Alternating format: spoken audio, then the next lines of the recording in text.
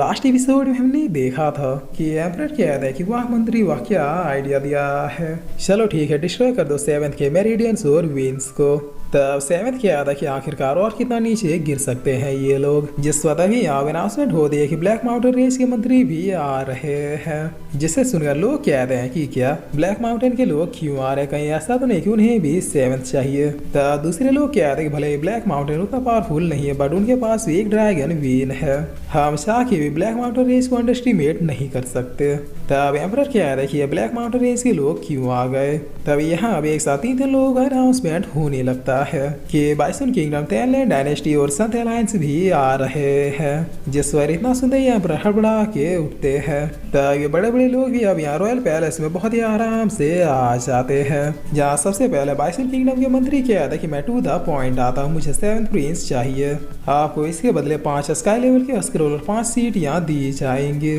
तब टेनलैंड डायनेस्टी वाले मंत्री भी कहते हैं कि मैं अभी सेवेंथ प्रिंस को ही लेने आया हूँ, बदले में 8 सीढ़ियाँ और 40 से भी ज्यादा अर्थ लेवल के वेपन्स दिए जाएंगे। जिस वक्त संत अलायंस वाले भी कह रहे हैं कि हम भी सेंट प्रिंस को ही लेने आए, ये हमारे एम्परर का ऑर्डर है। सेंट प्रिंस के एक्सचेंज में हम आपको अपने 3 रिवर और 3 फॉरेस्ट दे सकते हैं। तब रॉयल पैलेस वाले अब काफी परेशान होते हुए कह रहे हैं कि आखिर यहाँ पे चल क्या रहा है। सेंट प्रिंस के लिए तो हर पड़ोसी राज्य एक से एक ऑफर पेश कर रहे हैं। जिस वक्त एम्परर भी अब थोड़ा चिढ़ते हुए कह रहे हैं कि क्या तुम लोग पागल हो गए हो, एक मामूली आदमी के लिए कोई इतने बड़े बड़े ऑफर कैसे दे सकता है। तब सीन चेंज होता और हम बॉर्डर का सीन देखते हैं, जहाँ इंपीरियल पैलेस वालों ने तेन्यू सिटी के सैनिकों का 12 बजा दिया था। ये कमांडर अब काफी खुश होते हुए कह था कि बगैर सेवेंथ प्रिंस की ये लोग किसी तिनके की तरफ बिखर गए, अगर वो यहाँ होता तो फिर इस राज्य को हथियाने में हमें कम से कम 10 साल और लगते। जाओ मेरे सैनिकों, धीरे धीरे राज्य के कैपिटल पर कब्जा कर लो, और ध्यान रखना रॉयल पैलेस तक ये न्यूज पहुंचनी नहीं चाहिए।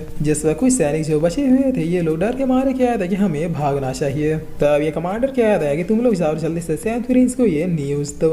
जिस वक्त इतना कह रहे कि एक सैनिक ने मारता हुआ आर पार हो जाता है। तब इधर अब रॉयल पैलेस में प्रिंसेस रियू कह रही पिताजी क्या अभी आपकी आंखें नहीं खुली, अगर सेवेंथ प्रिंस में कोई खास बात नहीं होती तो फिर सारे पड़ोसी राज्य से लेने के लिए क्यों आ जाते। जिस वक्त क्राउन प्रिंस कह रहा फादर वही तो, सेवेंथ को हमारे मिलिट्री सीक्रेट्स पता है इसलिए सारे लोग इसे लेने के लिए आ रहे हैं ताकि बाद में इसे यूज कर सके। तब एम्परर अब अपने मन में कह रहा है कि इस लड़के की काबिलियत का हर राज्य दीवाना है, आखिर मेरे बेटों में ऐसी काबिलियत क्यों नहीं है।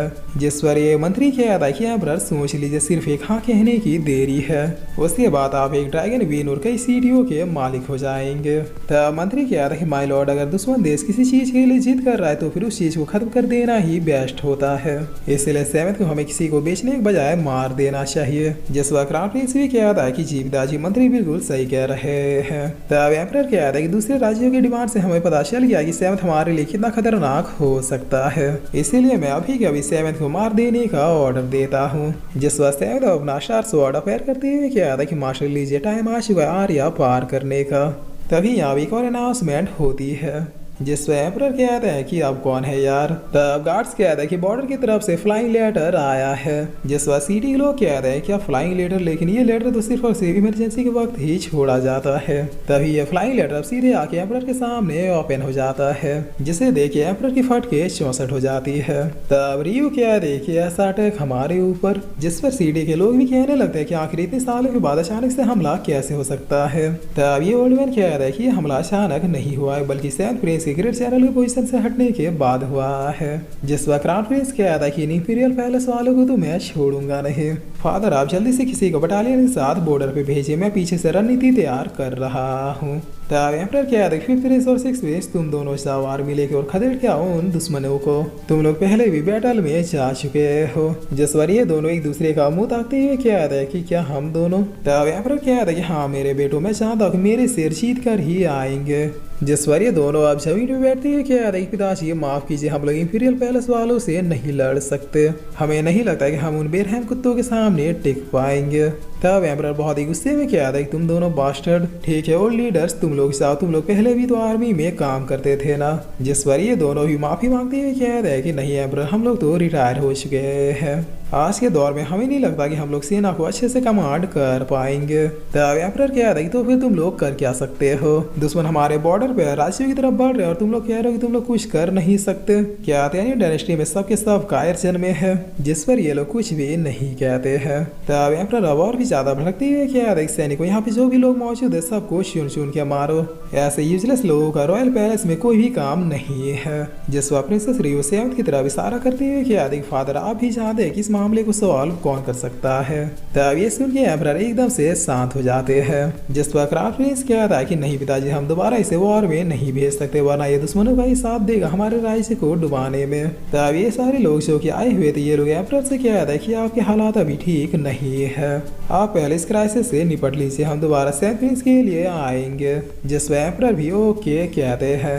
तब ये सारे लोग अब सेवंथ को ग्रीट करते हुए कहते हैं कि हमारे दरवाजे हमेशा ही आपके लिए खुले रहेंगे, आप हमारे राज्य में आके जिस भी पोजीशन में रहना चाहेंगे हम खुशी खुशी आपको वो पोजीशन दे देंगे। जिस पर सेवंथ अपना स्वॉर्ड डिस्फायर करते हुए कहता है कि आप सभी का धन्यवाद जो यहाँ आके मुझे इतनी रिस्पेक्ट दी, मैं सोचूंगा आप लोगों के बारे में, आप लोग टेंशन मत लीजिए। तब सिटी के लोग भी इन्हें चाहते हुए देख के कहते हैं कि ये लोग सेंट प्रिंस के लिए तो कुछ भी कर जाने को तैयार है। जिस पर ओल्ड मैन कहता है कि एम्परर हमें जल्दी से कुछ करना होगा वरना वो धीरे धीरे कैपिटल तक पहुंच जाएंगे।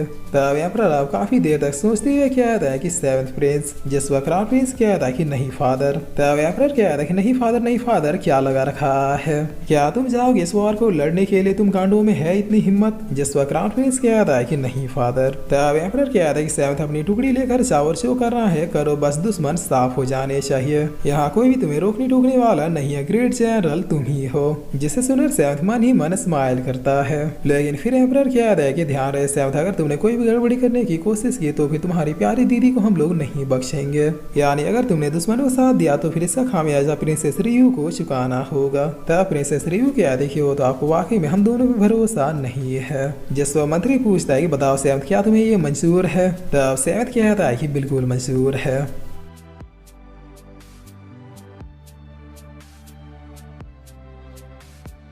और फिर इसी के साथ ये एपिसोड यहीं पे खत्म होता है।